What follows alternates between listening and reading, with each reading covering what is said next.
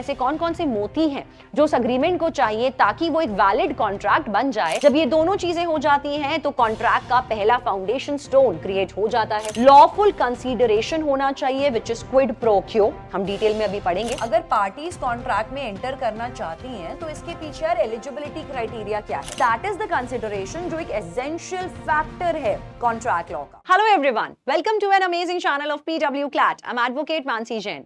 Legal reasoning की आज की क्लास में आप सभी का बहुत स्वागत है और आज के लीगल रीजनिंग के लेक्चर में हम लोग पढ़ने वाले हैं essentials of a valid contract. तो लास्ट क्लास में हम लोगों ने डिटेल में किया था कि वॉइड अग्रीमेंट्स क्या होते हैं। वॉइड अग्रीमेंट्स हमने समझ लिया, लेकिन अगर कॉन्ट्रैक्ट को वैलिड बनाना है, एक बेसिक अग्रीमेंट को अगर आप वैलिड बनाना चाहते हैं ताकि लॉस को एनफोर्स कर पाए, तो ऐसे कौन कौन से एसेंशियल क्राइटेरिया हैं, ऐसे कौन कौन से मोती हैं जो उस अग्रीमेंट को चाहिए ताकि वो एक वैलिड कॉन्ट्रैक्ट बन जाए और लॉस को एनफोर्स कर पाए, आपके पास लीगल रेमेडीज हो पाए। तो क्या क्या है वो एसेंशियल्स, हम आज की क्लास में पढ़ने वाले हैं। Number one that is important for us to know is that offer and acceptance, जो हम ऑलरेडी डिटेल में कर चुके हैं कि क्या होता है एक वैलिड ऑफर, क्या होता है एक वैलिड एक्सेप्टेंस। जब ये दोनों चीजें हो जाती हैं तो कॉन्ट्रैक्ट का पहला फाउंडेशन स्टोन क्रिएट हो जाता है। उसके बाद चाहिए दोनों पार्टीज का कॉन्ट्रैक्ट में एंटर करने के लिए फ्री कंसेंट, जिसको बोलते हैं कंसेंसस एट इदम, मीटिंग ऑफ माइंड्स होना भी जरूरी है। पार्टीज दोनों अपनी मर्जी से कॉन्ट्रैक्ट में एंटर हुई होनी चाहिए। इसके बाद आता है कॉम्पिटेंसी ऑफ पार्टीज, जो होता है एलिजिबिलिटी क्राइटेरिया कि कॉन्ट्रैक्ट में एंटर करने के लिए क्या आप एलिजिबल भी हैं, क्या आप माइनर तो नहीं है, क्या आप कॉन्ट्रैक्ट एंटर नहीं कर सकते अगर आप माइनर हैं। इसके अलावा लॉफुल कंसीडरेशन होना चाहिए विच इज क्विड प्रो क्यो, हम डिटेल में अभी पढ़ेंगे। पार्टीज का इंटेंशन होना चाहिए कॉन्ट्रैक्ट में एंटर करने का, there has to be the intention. जहां पर हमने पढ़ा भी था कि जितने भी कॉन्ट्रैक्ट्स होते हैं जहां पे मैट्रिमोनियल ऑब्लिगेशंस और प्रोमिसेस होते हैं, वहां पार्टीज का इंटेंशन नहीं होता कॉन्ट्रैक्ट में एंटर करने का, इसीलिए वहां पर वो वैलिड कॉन्ट्रैक्ट्स नहीं होंगे।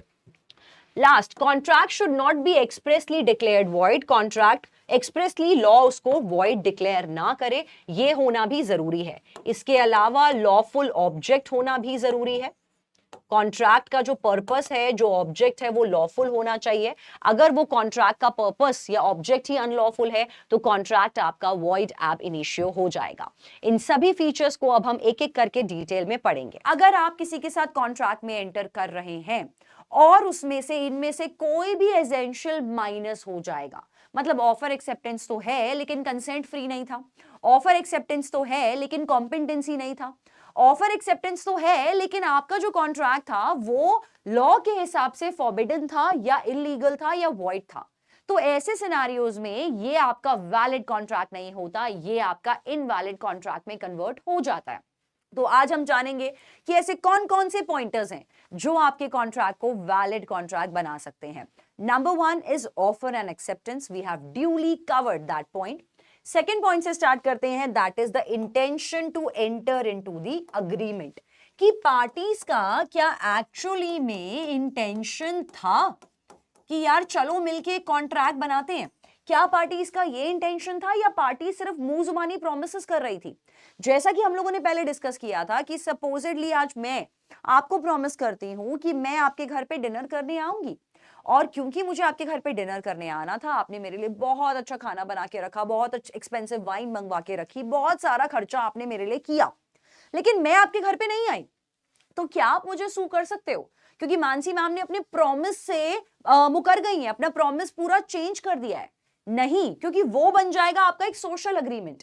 सोशल अग्रीमेंट ये कहता है कि दो लोग सेम चीज पे अग्री तो कर रहे थे क्योंकि अग्रीमेंट इसमें है, लेकिन यहां पर पार्टीज की इंटेंशन एक लीगल रिलेशनशिप में जाने की नहीं थी। तो अगर पार्टीज की इंटेंशन नहीं है कि वो एक लीगल रिलेशनशिप में एंटर होना चाहते हैं, मतलब कि अगर पार्टी सिर्फ सोशली किसी बात पे अग्री कर रहे हैं, सोशल प्रोमिसेस कर रहे हैं, तो वो आपका कॉन्ट्रैक्ट नहीं कहलाता। वहां पर अगर सामने वाली पार्टी अपनी बात से चेंज होती है, मुकरती है, तो आप उसको कोर्ट में सू नहीं कर सकते। हाउएवर, अगर आप एक बिजनेस अग्रीमेंट में किसी के साथ एंटर करते हैं, वहां पर समझ में आता है कि पार्टीज एक लीगल रिलेशनशिप में एंटर करना चाहती हैं, पार्टीज एक बिजनेस डील करना चाहती हैं, तो वहां पर इंटेंशन पार्टीज की दिखती है उनके एक्शन से। अगर आज मैं आपके पास आती हूं, मैं बोलती हूं मुझे आपसे पर्टिकुलर एक्स कमोडिटी परचेज करनी है, मैं आपको इतने पैसे देने के लिए रेडी हूं, इतनी डेट तक मुझे कमोडिटी चाहिए, तो इसका यह मतलब है कि मैं आपके साथ एक बिजनेस डील करना चाहती हूं। तो बिजनेस डील करने का मतलब है ऑटोमेटिकली मैं आपके साथ एक लीगल रिलेशनशिप में आना चाहती हूं। तो जब भी पार्टीज की इंटेंशन है कि वो एक बिजनेस डील करना चाहते हैं, एक प्रॉपर्ली कॉन्ट्रैक्ट फॉर्म करना चाहते हैं, तो वहां पर पार्टीज की जो इंटेंशन है वो उनके एक्शंस में दिखती है। That is why intention to create a legal relationship is an important essential if and whenever you are entering into the contract. इसका एक बहुत फेमस एग्जाम्पल है बाल्फर वर्सेस बाल्फर। यहां पे होता क्या है इस केस में, ये कहानी है एक प्रेम की, एक लव स्टोरी है। लव स्टोरी के बाद का हम लोग डिलेमा भी देखेंगे, क्योंकि हर मूवी शाहरुख खान की तरह नहीं होती है, डीडीएलजे वाली हैप्पी एंडिंग नहीं होती है। तो यहां पर एक कपल थे, ठीक है। तो ये दोनों कपल जो थे वो लंदन में रहते थे। अब कुछ टाइम बाद क्या हुआ कि लंदन से हस्बैंड को मूव आउट करना पड़ा किसी एक्स प्लेस में। वो अपनी वाइफ को प्रॉमिस करके जाता है कि यार अगर मैं यहां से जा रहा हूं, मैं प्रॉमिस तेरे को हर महीने के 500 पाउंड्स भिजवा दिया करूंगा तेरे अकाउंट में, ताकि तेरा खर्चा चलता रहे लंदन में, तेरे एक्सपेंसेस सारे फुलफिल हो जाएं। तो मैं तेरे को प्रॉमिस कर रहा हूं, मैं तेरे को हर महीने 500 पाउंड भिजवा दिया करूंगा। हस्बैंड ने कुछ महीने तो 500 पाउंड भिजवाए, लेकिन कुछ महीने बाद वो पैसे भिजवाना बंद कर दिए। अब वाइफ को आया गुस्सा, वाइफ ने यहां पर हस्बैंड पे केस कर दिया कि तुमने मेरे साथ कॉन्ट्रैक्ट ब्रेक करा है। कोर्ट ने कहा जितने भी मैट्रिमोनियल प्रोमिसेस होते हैं वो आपके यहां पर कॉन्ट्रैक्ट लॉ का पार्ट नहीं होते हैं। जितने भी आपके मैट्रिमोनियल प्रोमिसेस होते हैं वो कॉन्ट्रैक्ट लॉ का पार्ट नहीं होते। ऐसे तो हस्बैंड्स और वाइफ्स एक दूसरे को बहुत सारे प्रॉमिस करते हैं, आए दिन ऐसे प्रॉमिसेस तोड़ते हैं। अगर हम इनको कॉन्ट्रैक्ट में लेने लग गए तो हमारी तो कोर्ट कचहरी यहां पर फैमिली मैटर्स और मैट्रिमोनियल मैटर्स से ही भरी रह जाएगी। तो मैट्रिमोनियल मैटर्स यहां पर कोर्ट का पर्सपेक्टिव नहीं होते, कॉन्ट्रैक्ट का पर्सपेक्टिव नहीं होते, जहां पे मैट्रिमोनियल प्रोमिसेस किए जाते हैं।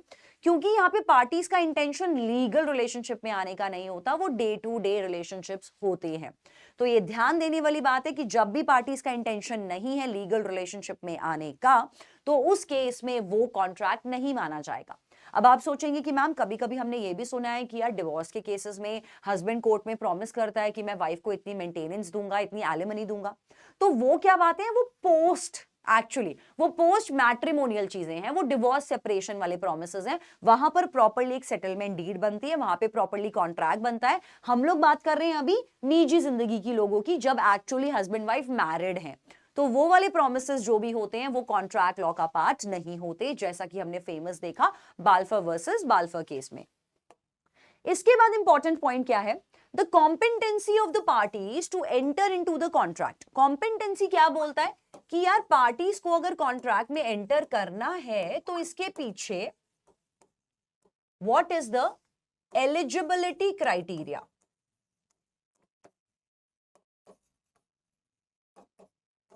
अगर पार्टीज कॉन्ट्रैक्ट में एंटर करना चाहती हैं तो इसके पीछे यार एलिजिबिलिटी क्राइटेरिया क्या है। अगर आज आपका मन करे तो आप एक बच्चे से कॉन्ट्रैक्ट साइन करा लोगे, आपका मन करे तो आप एक अनसाउंड पर्सन से कॉन्ट्रैक्ट में साइन करा लोगे। ऐसा नहीं चलता। कॉन्ट्रैक्ट में एंटर करने के लिए आप एलिजिबल होने चाहिए। अगर आप एलिजिबल नहीं हो तो वो कॉन्ट्रैक्ट आपका वॉइड एब इनिशियो बन जाता है। वॉइड एब इनिशियो का मतलब है cancelled from the very beginning.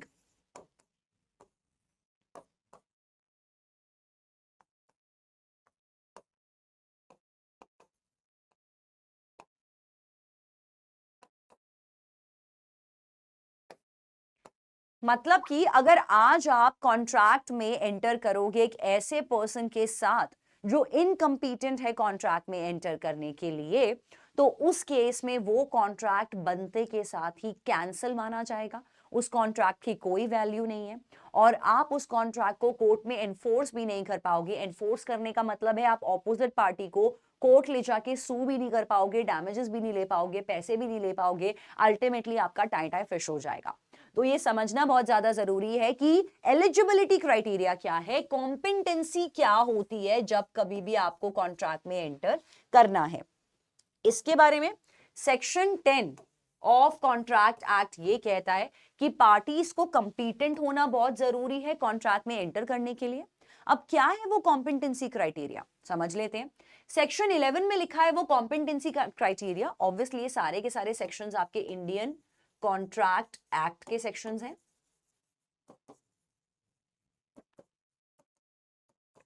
तो ये कहता है सेक्शन 11 कि अगर किसी भी पार्टी को कॉन्ट्रैक्ट में एंटर होना है, that party number 1 must be of the age of majority, मतलब पार्टी की एज 18 और अबव होनी मैंडेटरी है, नंबर 1।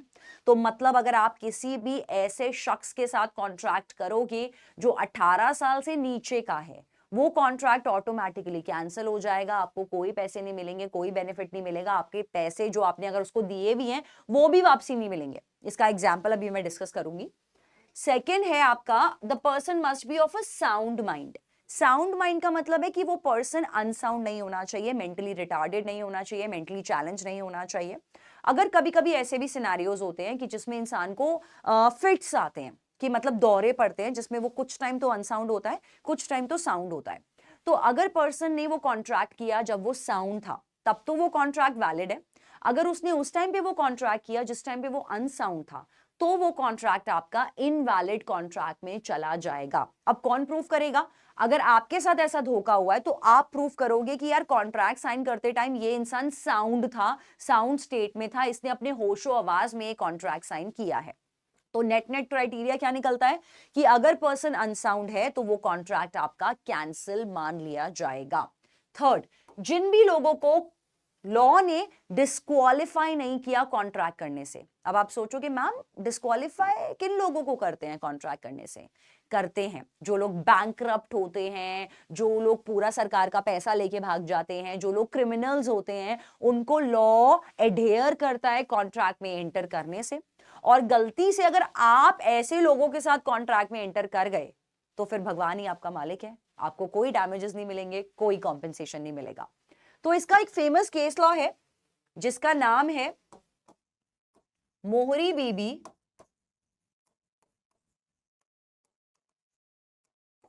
वर्सेस धर्मोदास घोष।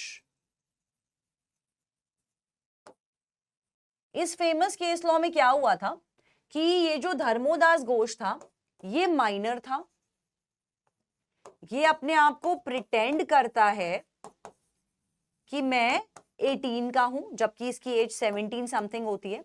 ये प्रिटेंड करता है कि मैं 18 का हूं और ये साथ में ये भी प्रिटेंड करता है कि मैं बाइसिकल का बिजनेस चलाता हूं। तो ये दोनों बातें करके ये हमारे मोहरी बीबी जो प्लेंटिव है, plaintiff is the one who files the case, जो विक्टिम पार्टी होता है। तो मोहरी बीबी जो होता है वो प्लेंटिव होता है, उसके साथ धोखा हुआ है बेचारे के साथ, तो ये केस फाइल करता है और धर्मोदास घोष हमारा डिफेंडेंट है। तो मोहरी बीबी के साथ क्या धोखा होता है? मोहरी बीबी क्या करता है, इसको एडवांस दे देता है और कहता है कि चलो ठीक है यार ये एडवांस रख लो। लेट अस सपोज इसने इसको 10 लाख एडवांस दिया, I don't remember the exact amount. तो सपोज कि इसको 10 लाख एडवांस देता है और बोलता है धर्मोदास को कि यार चल तू मुझे इस पर्टिकुलर एक्स डेट पर इतनी इतनी साइकिल दे दियो। इसने कहा ठीक है यार लाओ दे दो एडवांस, पैसे आते हुए किसको बुरे लगते हैं। तो ये पैसे लेके रख लेता है और साइकिल नहीं सप्लाई करता। अब बेचारा मोहरी बीबी क्या करेगा, वो कोर्ट जाता है, वो कोर्ट में केस फाइल करता है धर्मोदास घोष के अगेंस्ट। लेकिन कोर्ट क्या बोलता है, तुम्हारे साथ धोखा हुआ है। कोर्ट यहां पे बायर बिवेयर के पॉइंट ऑफ व्यू पे वर्क करता है कि यार अगर तुम आज किसी के साथ कॉन्ट्रैक्ट में एंटर कर रहे हो, बिजनेस डील में एंटर कर रहे हो, तो तुमको सचेत होना चाहिए, तुमको सतर्क होना चाहिए था, तुमको खुद ध्यान रखना चाहिए था कि सामने वाला बंदा माइनर तो नहीं है। तो तुमने क्योंकि ध्यान नहीं दिया कि वो माइनर था, तो ना तो तुमको बाइसिकल मिलेंगी और ना ही तुम्हें तुम्हारा 10 लाख एडवांस वापस मिलेगा। कोर्ट कभी भी वॉइड अग्रीमेंट्स को एंटरटेन नहीं करता, क्योंकि ये अग्रीमेंट एक माइनर के साथ हुआ है तो ये वॉइड एब इनिशियो की कैटेगरी में जाएगा। इसके अलावा कौन कौन से लोग होते हैं जिनको कॉन्ट्रैक्ट नहीं करने दिया जाता? The persons who cannot enter in contracts are these persons. कौन कौन से लोग हैं जिनको अलाउ नहीं करते कॉन्ट्रैक्ट में एंटर करने के लिए? नंबर 1 माइनर पर्सन, जो मैंने आपको बताया कि जो लोग 18 से बिलो एज के हैं। नंबर 2 है आपका अनसाउंड पर्सन। अनसाउंड का मतलब है जो लोग मेंटली चैलेंज हैं, उनको कॉन्ट्रैक्ट में एंटर नहीं करने दिया जा सकता। हाँ, लेकिन उनके बिहाफ पे उनके गार्डियंस, उनके पेरेंट्स कॉन्ट्रैक्ट में एंटर कर सकते हैं। That's totally a good call. Next है आपका the persons who are disqualified by law, मतलब जिनको लॉ डिस्क्वालीफाई कर देता है, जिनको लॉ ही अलाउ नहीं करता कि आप कॉन्ट्रैक्ट में एंटर कर सकते हो। कौन कौन से लोग होते हैं वो? जैसा कि मैंने कहा, एलियन एनिमी, मतलब कि मान के चलो हमारे देश की किसी देश के साथ दुश्मनी चल रही है और आप उस देश के किसी पर्सन के साथ, किसी कंपनी के साथ अगर कॉन्ट्रैक्ट कर लोगे तो वो कॉन्ट्रैक्ट भी कैंसिल माना जाएगा। आप किसी कॉन्विक्ट, मतलब जो लोग ऑलरेडी सजा काट रहे हैं उन, या क्रिमिनल्स हैं जो ऑलरेडी जेल में हैं, उनके साथ कॉन्ट्रैक्ट नहीं कर सकते। आप किसी भी कॉर्पोरेशन के साथ कॉन्ट्रैक्ट नहीं कर सकते जो यहां पर इस केस में जिनको डिक्लेयर कर दिया जाता है कि ये डिसॉल्व हो चुके हैं, ये कॉर्पोरेशन खत्म हो चुकी है, ये कंपनी बिल्कुल डिसॉल्व हो चुकी है, बैंकरप्ट हो चुकी है, उनके साथ आप कॉन्ट्रैक्ट नहीं कर सकते। अनसाउंड माइंड में आपके idiot, lunatic persons and drunk persons आते हैं। तो हर तरह से अगर पर्सन अनसाउंड है और आपने उनके साथ कॉन्ट्रैक्ट बनाया है तो वो आपका कॉन्ट्रैक्ट वॉइड एब इनिशियो में जाएगा। नेक्स्ट आता है आपका इंपॉर्टेंट कंटेंट, जो आपका अनदर फीचर है, अनदर एसेंशियल है। वो ये कहता है कि फ्री कंसेंट होना बहुत जरूरी है। फ्री कंसेंट भी, ये इससे मैक्सिम भी निकल के आती है, कंसेंसस एड इदम, जो कहता है मीटिंग ऑफ माइंड्स। मतलब कि दोनों पार्टी, दोनों बातों पर, जो भी कॉन्ट्रैक्ट में दी गई बातें हैं, पार्टीज उस पे सेम तरह से, सेम मैनर में अग्री करती होनी चाहिए। अब अगर सिंपल सी बात है, मैंने आपको बोला कि क्या आप मुझसे मेरा घर परचेज करने के लिए रेडी हैं 1 करोड़ में? आपने कहा नहीं मैम 80 लाख, और मैं आपको कल सोच के बताऊंगा। तो हम लोग यहां पर दोनों लोग सेम चीज पे अग्री नहीं हुए, तो कॉन्ट्रैक्ट आगे बढ़ ही नहीं सकता। कॉन्ट्रैक्ट तब आगे बढ़ता है जब दोनों पार्टी सेम चीज पे पूरी तरह से अग्री करते हैं, बिल्कुल टोटली 100% सेम चीज पर अग्री करते हैं। तो यहां पर दोनों पार्टीज का कॉन्ट्रैक्ट में एंटर करने के लिए जो कंसेंट है वो फ्री कंसेंट होना चाहिए। कंसेंट का मतलब है जब किसी चीज के लिए आप अपनी हाँ देते हो तो वो कंसेंट आपका फ्री होना चाहिए, मतलब किसी ने आपके साथ जोर जबरदस्ती करके आपसे कॉन्ट्रैक्ट में एंटर नहीं करवाया होना चाहिए। तो ये फ्री कंसेंट बोलता है कि ये फ्री कंसेंट होना चाहिए, मतलब free will of the parties, दोनों पार्टीज की ये फ्री विल होनी चाहिए, अपनी मर्जी से कॉन्ट्रैक्ट में एंटर करा होना चाहिए पार्टीज ने। सेक्शन 14 ये कहता है कि कंसेंट फ्री तब माना जाता है, कंसेंट को हम फ्री कब मानते हैं एग्जैक्टली, जब उस कंसेंट में कोई भी कोअर्जन ना हो। कोअर्जन का मतलब है आपके साथ जोर जबरदस्ती ना की गई हो, किसी ने आपके साथ कोई ऐसा हथकंडा ना अपनाया हो कि जिससे आपको जबरदस्ती कॉन्ट्रैक्ट में एंटर कराया गया हो। फॉर एग्जाम्पल, मैंने आपको गन पॉइंट पे बोला कि कॉन्ट्रैक्ट में साइन करो, अपनी प्रॉपर्टी मेरे नाम करो, इस कागजात पे साइन करो, वरना मैं आपको गोली मार दूंगी, वरना मैं आपके बच्चे के टुकड़े टुकड़े कर दूंगी। या कोअर्जन में एक लड़का अपने पापा को बोलता है कि पापा बंगला मेरे नाम करो वरना मैं सुसाइड कर लूंगा। तो यहां पर जो भी चीजें आप क्रिमिनल हथकंडे अपनाते हो जिससे सामने वाला कॉन्ट्रैक्ट में एंटर कर जाए, साइन कर दे कॉन्ट्रैक्ट में, वो चला जाता है कोअर्जन में, वहां पर वो फ्री कंसेंट नहीं होता। तो जब कभी भी आपका कॉन्ट्रैक्ट इन पांचों में से किसी भी एक चीज से अफेक्टेड होता है, वो बन जाता है आपका वॉइडेबल कॉन्ट्रैक्ट। इसके ऊपर हमारा पूरा एक डिटेल लेक्चर है जो नेक्सस 2.0 में आपको मिलेगा, जहां पर हमने ये जाना था कि अगर आपका कॉन्ट्रैक्ट इन पांचों में से किसी भी चीज से अफेक्टेड है तो वो कॉन्ट्रैक्ट को कैंसिल किया जा सकता है। दिल तोड़ने की बात नहीं है, जबरदस्ती अगर आज आपसे कोई कॉन्ट्रैक्ट में साइन करा रहा है तो देयर इज अ मौका, there is an option available जब आप उस कॉन्ट्रैक्ट को कैंसिल कर सकते हो। सेकंड क्या होता है? Undue influence. अनड्यू इन्फ्लुएंस होता है जब सामने वाला अपनी डोमिनेंट पोजीशन का नाजायज फायदा उठाता है और आपसे जबरदस्ती करता है अपनी पोजीशन का इस्तेमाल करके, और आप उसके दबाव में आ जाते हो और कॉन्ट्रैक्ट में साइन कर देते हो। जैसे एग्जाम्पल, एक बच्चा है, उसको 15-20 साल उसके ताऊजी ताईजी ने पाला है, ठीक है, क्योंकि पेरेंट्स नहीं थे उसके। अब 20 साल बाद जब वो बच्चा 25 का या वट एज का होता है, ताऊजी क्या बोलते हैं, बेटा तेरे को इतने टाइम हमने पाला पोसा है यार, तू इतना नहीं कर सकता अपनी ताई जी के लिए, तो अपनी ताई जी के लिए वो बंगला नहीं दे सकता। अब वो बच्चा क्या कर रहा है, वो सोच रहा है यार ठीक है यार, मैं चाह तो नहीं रहा वो बंगला देना, लेकिन ताऊ जी और ताई जी इतना कह रहे हैं, तो यार मुझ पे इन लोगों का इन्फ्लुएंस है, तो आप कॉन्ट्रैक्ट में साइन कर देते हो। बाद में आपका मन आता है, आपके किसी दोस्त ने आपको समझाया कि भाई तू पागल है, इतना अच्छा प्रॉपर्टी, 15 लाख की प्रॉपर्टी, 2 करोड़ की प्रॉपर्टी तू ताई जी को ऐसी दे रहा है। अब आपके मन में आया कि यार मैं कॉन्ट्रैक्ट को कैंसिल कर पाऊंगा, कर पाओगे। वॉइडेबल कॉन्ट्रैक्ट्स में आता है अगर कोई इंसान आप पे अपना इन्फ्लुएंस इस्तेमाल करके, अनड्यूली इन्फ्लुएंस इस्तेमाल करके आपको जबरदस्ती फोर्स करता है कि आप कॉन्ट्रैक्ट में एंटर कर जाओ। इसके लिए कुछ एक्सेट्रा, अपार्ट फ्रॉम दैट, इसके लिए कुछ क्राइटेरियाज हैं जो हम लोगों ने डिटेल में करे हैं सेशन के अंदर, तो आप सेशन पढ़ेंगे तो आपको अनड्यू इन्फ्लुएंस और एक्स्ट्रा क्लियर हो जाएगा। नेक्स्ट, किसी ने आपके साथ फ्रॉड किया है, आपको झूठ बोला है ताकि आप कॉन्ट्रैक्ट में एंटर कर जाओ। मैंने आपको बोला कि यार मुझसे एक गाड़ी खरीद ले, मैं तुझे एक गाड़ी ना पक्का 50 लाख में बेच दूंगी, ठीक है। मैंने क्या किया, आप मुक्के हो गए, आपने कहा ठीक है यार 50 लाख में तो मैं गाड़ी खरीदने के लिए रेडी हूं। मैंने कॉन्ट्रैक्ट के अंदर ना एक एक्स्ट्रा जीरो और ऐड कर दी, अब आपको मुझे 50 लाख से ज्यादा अमाउंट देना पड़ेगा। तो मैंने आपके साथ फ्रॉड किया। तो इंसान, कोई भी इंसान अगर आपके साथ फ्रॉड करता है और आपको कॉन्ट्रैक्ट में एंटर करने के लिए फोर्स करता है फ्रॉड के जरिए, डिसीविंग के जरिए, धोखाधड़ी के जरिए, तो वो कॉन्ट्रैक्ट भी आप कैंसिल कर सकते हो। मतलब आपका कंसेंट फ्री नहीं था, आपका जो कंसेंट था, आपने जो हाँ दी थी, वो फ्रॉड के चक्कर में दी थी।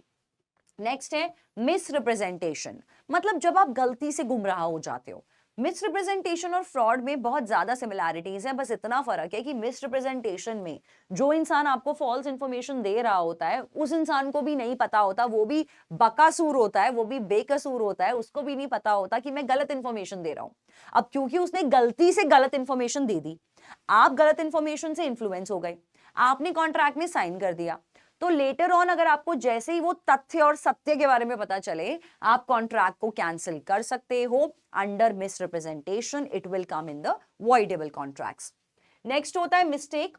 मिस्टेक ये बोलता है कि अगर कॉन्ट्रैक्ट में सपोज कि किसी पार्टी के नाम को लेके, एसेंशियल फैक्ट को लेके, सब्जेक्ट मैटर को लेके, और ऐसी बहुत सारी मिस्टेक्स हैं जो हमने वॉइडेबल कॉन्ट्रैक्ट के लेक्चर में की थी, उनसे रिलेटेड अगर कोई भी मिस्टेक होती है तो पुराना वाला कॉन्ट्रैक्ट तो कैंसिलेबल होगा ना, तो पुराना वाला कॉन्ट्रैक्ट आपका वॉइडेबल हो जाएगा।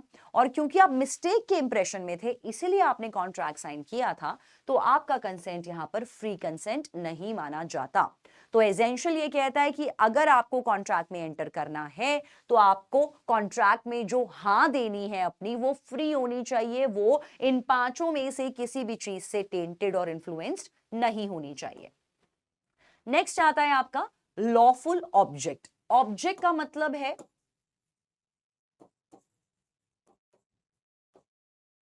कॉन्ट्रैक्ट में एंटर करने के लिए आपका लॉफुल पर्पस होना चाहिए। मतलब कॉन्ट्रैक्ट में एंटर करने के लिए जो आपका पर्पस है, आपका अल्टीमेट मोटिव है, वो लॉफुल होना चाहिए। मतलब क्या निकलता है कि अगर आपका मोटिव अनलॉफुल है, इल्लीगल है, आप किसी की जान लेना चाहते हो, आप किसी को सुपारी दे रहे हो, मैंने एक कॉन्ट्रैक्ट में एंटर तो कर लिया, मैंने कहा भाई मैं तेरे को 1 करोड़ दूंगी, उसने कहा ठीक है 1 करोड़ दे देना, लेकिन काम क्या है। तो मैंने उसको ये नहीं बोला कि तू मेरे को फल फूल व्हाटएवर सप्लाई कर दियो, मैंने ये नहीं बोला। मैंने कहा तू मेरे लिए ना मेरे दुश्मन को मार दियो। मैंने क्या करा है, कॉन्ट्रैक्ट किलिंग करवाई है। तो यहां पर जो मेरा पर्पस है वो क्या है, किसी की जान लेना, वो एक अनलॉफुल पर्पस है।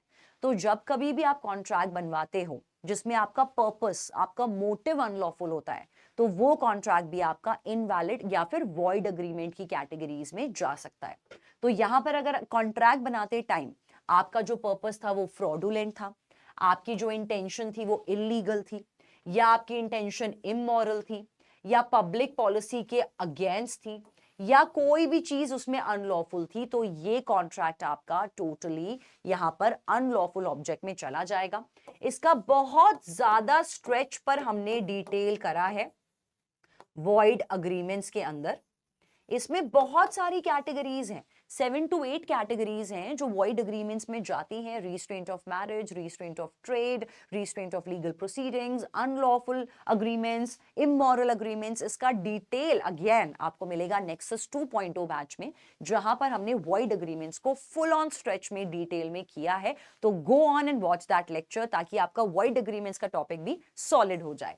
तो apart from that, unlawful object कभी भी आपका है, अगर आपका पर्पस ही अनलॉफुल है, तो यहां पर आपका जो कॉन्ट्रैक्ट है वो इनवैलिड या फिर वॉइड हो जाएगा। नेक्स्ट आता है आपका लॉफुल कंसिडरेशन। लॉफुल कंसिडरेशन एक मैक्सिम पे वर्क करता है, जो मैक्सिम कहती है क्विड प्रो क्यो, that means something for something.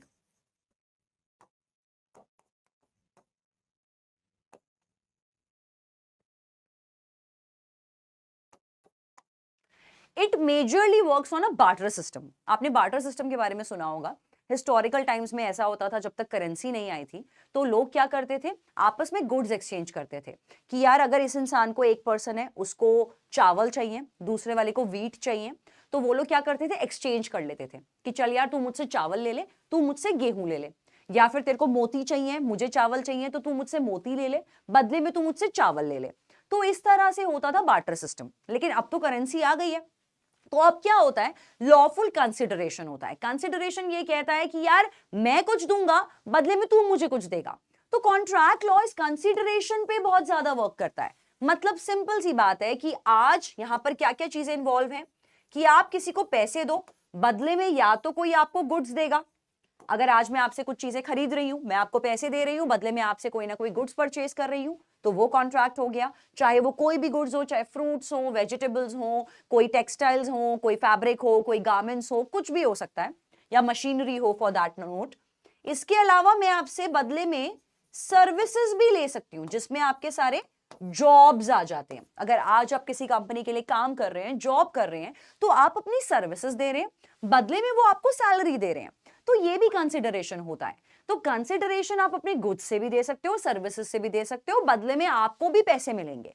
तो दैट इज द कंसिडरेशन, जो एक एसेंशियल फैक्टर है कॉन्ट्रैक्ट लॉ का। कॉन्ट्रैक्ट लॉ ये बोलता है कि कंसिडरेशन भी लॉफुल होनी चाहिए बॉस। ऐसा नहीं है कि आप मेरे लिए सर्विसेज कर रहे हो, बदले में मैं आपको ड्रग्स दे रही हूं, तो वो आपका अनलॉफुल कंसिडरेशन हो गया। मैं आपको पैसे दे रही हूं, पर बदले में आपसे जो सर्विसेज ले रही हूं वो है स्मगलिंग की, या बदले में मैं आपसे सर्विसेज क्या ले रही हूं कि मेरे लिए तुम मेरे दुश्मन को मार दो, कॉन्ट्रैक्ट किलिंग कर दो। तो ये जो कंसिडरेशन है, जो चीजों का आदान और प्रदान हो रहा है, वो भी लॉफुल होना बहुत जरूरी है। तो यही बोलता है आपका कॉन्ट्रैक्ट लॉ कि agreement should be supported by a consideration. Consideration का मतलब है समथिंग इन रिटर्न। दोनों पार्टीज को कुछ ना कुछ आपस में रिटर्न करना है, एक जने को या तो मनी या सर्विसेज या गुड्स देने हैं, एंड वाइस वर्सा। अगर प्रॉमिस सपोर्ट नहीं हो रहा कंसिडरेशन के साथ, तो वो सिर्फ बेयर प्रॉमिस है यहां पर। मतलब अगर उसमें कंसिडरेशन नहीं है, मैंने सिर्फ आपको प्रॉमिस किया, अब याद आया सोशल अग्रीमेंट, मैंने आपको प्रॉमिस किया कि मैं आपके घर पे खाना खाने आऊंगी, बदले में आप क्या मुझे दे रहे हो, कुछ भी नहीं, सिर्फ खाना बना रहे हो मेरे लिए, तो वो कंसिडरेशन नहीं है। दैट इज वाई वो अग्रीमेंट और अग्रीमेंट है, कॉन्ट्रैक्ट नहीं है। Hence it will not be enforceable by law. Law इसको कंसिडर नहीं करेगा, लॉ इसको एनफोर्स नहीं करेगा। और जैसा कि हमने डिस्कस किया, कंसिडरेशन इल्यूजरी नहीं होनी चाहिए, it has to be very much lawful. तो कोई भी कॉन्ट्रैक्ट जिसमें कंसिडरेशन नहीं है, जिसमें सिर्फ एक पार्टी दे रही है, दूसरी पार्टी ले रही है, दोनों में से आदान प्रदान नहीं हो रहा, वो कॉन्ट्रैक्ट आपके इनवैलिड कॉन्ट्रैक्ट में जाएंगे। लेकिन लेकिन लेकिन इसमें अपने पास कुछ एक्सेप्शंस अवेलेबल हैं। ये एक्सेप्शंस क्या बोलती हैं कि ऐसे भी कुछ कॉन्ट्रैक्ट्स वैलिड हैं जहां पर अगर कंसिडरेशन नहीं भी है। वैसे तो लॉ क्या कहता है, नो कंसिडरेशन नो कॉन्ट्रैक्ट, ठीक है, समझ में आ रहा है। लेकिन एक्सेप्शन क्या कहती है कि ऐसे कुछ कॉन्ट्रैक्ट भी वैलिड हैं अगर उनमें कंसिडरेशन नहीं छुपी। अब कंसिडरेशन नहीं छुपी तो इसका क्या मतलब सीधा सीधा निकलता है कि यार एक पार्टी सिर्फ ले रही है और दूसरी पार्टी दे रही है, लेकिन दूसरी पार्टी को बदले में कुछ नहीं मिल रहा है। तो मतलब सपोजिटली आज मैं आपको, या आपके, चलो मैं क्यों दूंगी, आपके दादाजी आपको एक बंगला गिफ्ट कर देते हैं, आपके मम्मी पापा आपको एक गाड़ी गिफ्ट कर देते हैं, तो बदले में वो आपसे क्या ले रहे हैं? कुछ नहीं, सिर्फ प्यार। तो तब भी ये कॉन्ट्रैक्ट वैलिड कॉन्ट्रैक्ट है। आपके पापा अगर आज आपके नाम पे एक फैक्ट्री कर देते हैं, कॉन्ट्रैक्ट पूरा बनाए कि आज से ये वाली फैक्ट्री आपकी है, बदले में आप क्या कर रहे हो? कुछ भी नहीं कर रहे हो, ठीक है, अपार्ट फ्रॉम दैट कि हाँ आप अपने पापा के बेटे हो। तो इस केस में वैलिड कॉन्ट्रैक्ट्स होते हैं, लेकिन इसमें सिर्फ 3 कंडीशंस आती हैं। Number 1, on the account of natural love and affection, जो सेक्शन 25 बोलता है, सब क्लॉज 1। सब क्लॉज 1 ये बोलता है सेक्शन 25 का कि अगर कभी भी कोई लोग कोई भी चीजें दे रहे हैं out of natural love and affection, तो वहां पर वो वैलिड कॉन्ट्रैक्ट माने जाएंगे। इसमें सारे आपके गिफ्ट्स आ जाते हैं। अगर आप किसी को कोई प्रॉपर्टी दे रहे हो जो आपका भाई बंधु है, आपका नियर या डियर वन है, natural love and affection check करने के लिए कोर्ट हमेशा ये देखता है कि आपने जो प्रॉपर्टी दी है वो अपनी किसी नियर वन या डियर वन को दी हो। अब ऐसा भी नहीं कि प्रॉपर्टी मुंह जुबानी दे दी, प्रॉपर्टी को देने के लिए वैलिड अग्रीमेंट होना चाहिए। प्रॉपर्टी पे यहाँ पे अग्रीमेंट पे दोनों पार्टीज के साइन होने चाहिए, विटनेस के साइन होने चाहिए, मतलब पेपर वर्क आपको पूरा करना है। लेकिन ऐसा नहीं कि बिना पेपर वर्क के आप दे दोगे प्रॉपर्टी, पेपर वर्क आपको पूरा करना है। तो इस केस में अगर आप सिर्फ गिफ्ट भी दे रहे हो out of natural love and affection, तब भी वो कॉन्ट्रैक्ट आपका वैलिड कॉन्ट्रैक्ट में जाएगा। Next, for the voluntary services done in the past, मतलब अब ये बात कर रहा है सेक्शन 25 सब क्लॉज 2 कि मैंने किसी के लिए अपनी मर्जी से सर्विसेज की थी, लेकिन वो सर्विसेज मैंने की थी पास्ट में, किसी वजह से उस दौरान उस टाइम पे वो बंदा मुझे पैसे नहीं दे पाया था, अब वो मुझे पैसे देना चाह रहा है। तो उसने मेरे साथ कॉन्ट्रैक्ट बनाया कि मानसी चलो मैं अब आपको पैसे दूंगा। तो उस टाइम पे मैं क्या बोलूंगी? हाँ यार पैसे दे दे, पैसे आते हुए किसको बुरे लगते हैं। तो इस वाले टाइप पे जब कॉन्ट्रैक्ट बना तो मैं कुछ नहीं कर रही, क्योंकि मैं तो जो करना था पहले कर चुकी हूं। इसका एग्जाम्पल से समझिए, मान के चलते हैं कि मेरा एक दोस्त है, ठीक है, उसका इंस्टीट्यूट है, उसने मुझे बोला यार मानसी मेरे यहाँ पे आके ना प्लीज कुछ लेक्चर्स ले लो। मैंने उसके यहाँ पे गई, मैंने बच्चों को पढ़ाया, लेक्चर्स लिए। मुझे लगा मेरा दोस्त इतना ज्यादा सही तो होना चाहिए कि वो मुझे पैसे खुद ही दे देगा लेक्चर्स के। उसको लगा यार मानसी मेरी दोस्त है तो फ्री में पढ़ा देगी मेरे लिए। अब हो गया, मैंने फ्री में पढ़ा दिया, मुझे लगा पैसे देगा, उसने नहीं दिए। अब जब मैंने उसको कॉल किया कि भाई साहब पैसे तो बनते हैं यार, पैसे तो दे दो, तो तब उसने मैंने एक कॉन्ट्रैक्ट बनाया जिसमें कॉन्ट्रैक्ट में उसने लिखा कि मानसी मैं तुम्हें इस डेट पर इतने इतने पैसे दे दूंगा या दे दूंगी। अब वहां पर उस कॉन्ट्रैक्ट के अंदर मानसी क्या करेगी? मानसी तो सिर्फ ओके करेगी, इसके अलावा मैं क्या करूंगी? क्योंकि मैं जो कंसिडरेशन देनी थी वो पास्ट में दे चुकी हूं। तो इस केस में ये कॉन्ट्रैक्ट बिल्कुल आपका वैलिड कॉन्ट्रैक्ट है, क्योंकि मुझे जो सर्विसेज देनी थी वो मैंने अपनी मर्जी से पास्ट में ऑलरेडी दे दी हैं। तो जो ये नया कॉन्ट्रैक्ट बनाया है जहां पे मुझे पैसे मिल रहे हैं पास्ट वाली सर्विसेज के पीछे, तो वो कॉन्ट्रैक्ट आपका वैलिड कॉन्ट्रैक्ट है, जबकि उसमें कंसिडरेशन नहीं है मानसी की साइड से जो करंट कॉन्ट्रैक्ट बना है। सिमिलरली इसी फैशन पे वर्क करता है आपका प्रॉमिस टू पे अ टाइम बार डेट।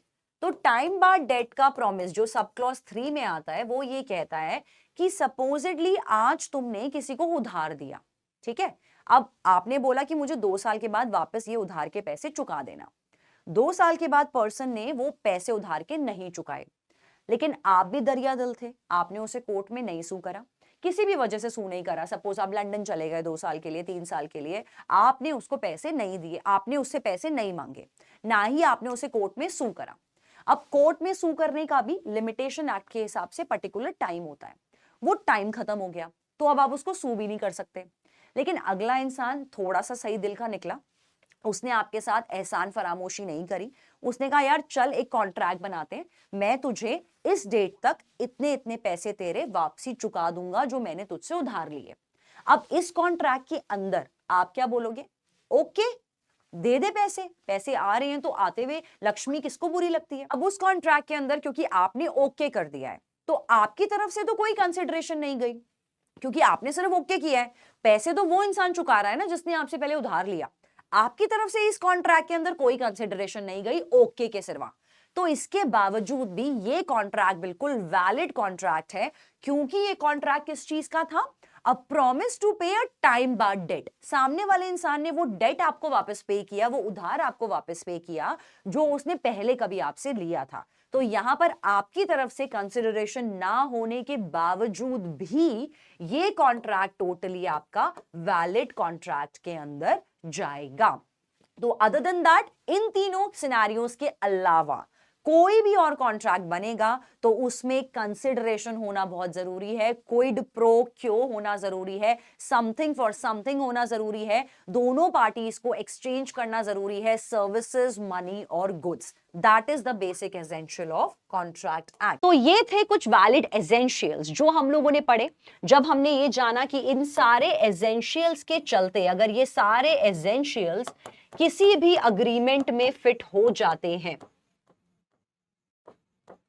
ये सारे एसेंशियल्स हम अगर अग्रीमेंट में फिट कर देते हैं तो इस केस में वो हमारा बन जाता है एक वैलिड कॉन्ट्रैक्ट।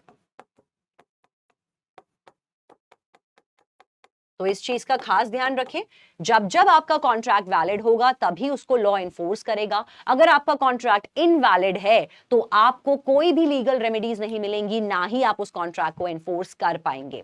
तो इनवैलिड एसेंशियल्स का खास ध्यान रखें जो हमने आज की क्लास में पढ़े हैं। आने वाले सेशन में हम लोग करेंगे वॉइडेबल कॉन्ट्रैक्ट्स के बारे में, और अब आपको इस कॉन्ट्रैक्ट से रिलेटेड, इस टॉपिक से रिलेटेड डीपीपी को जरूर प्रैक्टिस करना है, जहां पर आपका ये टॉपिक और ज्यादा स्ट्रांग होगा जब आप इस टॉपिक पर बेस्ड क्वेश्चंस को प्रैक्टिस करेंगे। तो मिलेंगे आप लोगों से बहुत जल्द अगले सेशन में। तब तक के लिए take care everyone, bye bye.